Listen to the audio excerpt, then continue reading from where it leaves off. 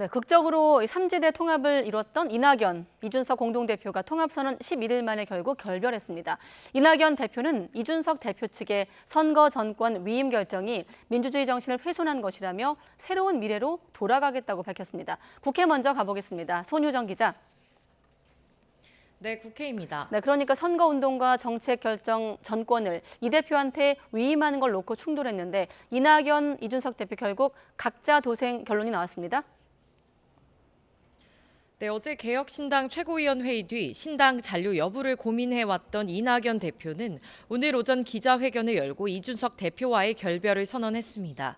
이 대표는 부실한 통합 결정이 부끄러운 결말을 낳았다며 다시 새로운 미래로 돌아가 선거 체제를 신속히 갖추겠다고 밝혔습니다.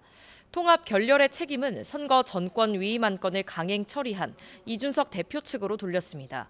민주주의의 정신이 훼손됐고 낙인과 혐오, 배제의 정치가 답습됐다고 비판했습니다. 통합은 좌초했지만 저의 초심은 좌초하지 않고 오히려 굳건해졌습니다. 도덕적, 법적 문제에 짓눌리고 1인 정당으로 추락해 정권 견제도, 정권 교체도 어려워진 민주당을 대신하는 진짜 민주당을 세우겠습니다.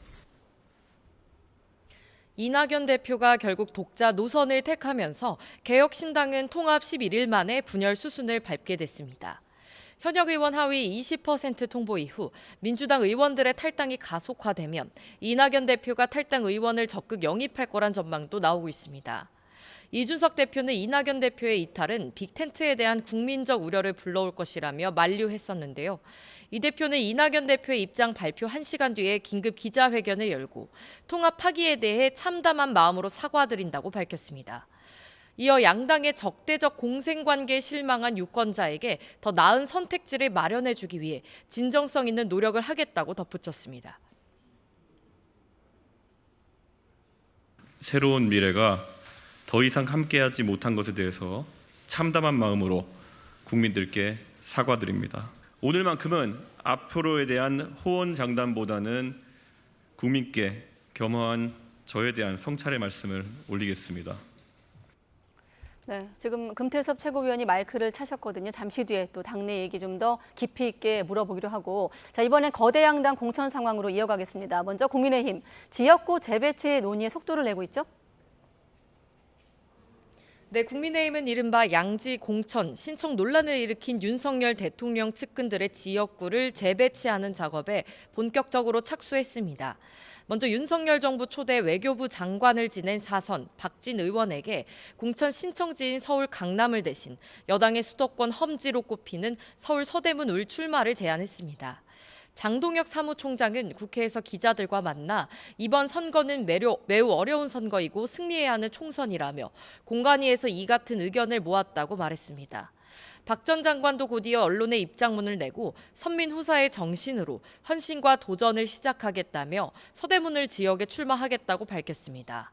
마찬가지로 서울 강남을에 공천을 신청했던 이원모 전 대통령실 인사비서관도 수도권의 다른 지역구에 재배치되는 방안이 검토되고 있습니다.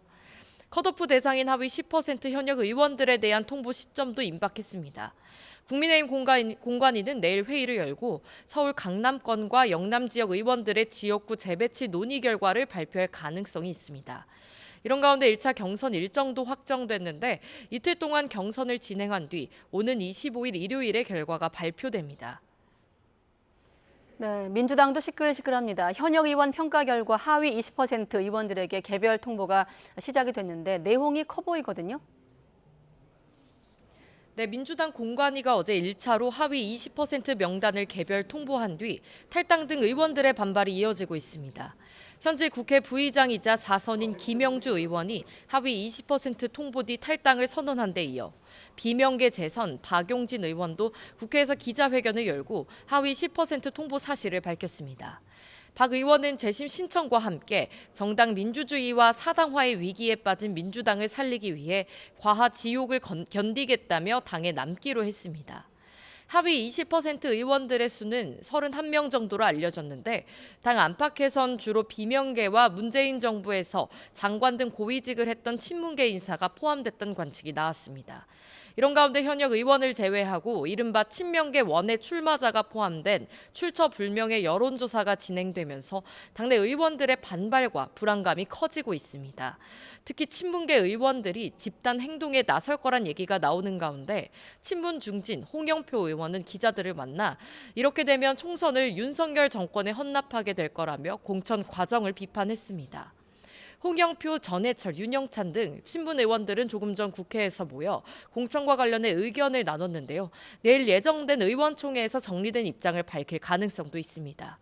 내용이 확산하자 이재명 대표는 혁신은 가죽을 벗기는 고통을 의미한다면서도 당의 공천은 시스템에 따라 공정하게 진행된다고 선을 그었습니다. 이명백 공관위원장은 오늘 입장문을 내고 하위 20% 통보 명단을 보도한 언론사에 대해 추측성으로 허위 사실을 기사화했다며 선거운동 방해와 명예훼손의 여지가 있다고 경고했습니다. 지금까지 국회에서 전해드렸습니다.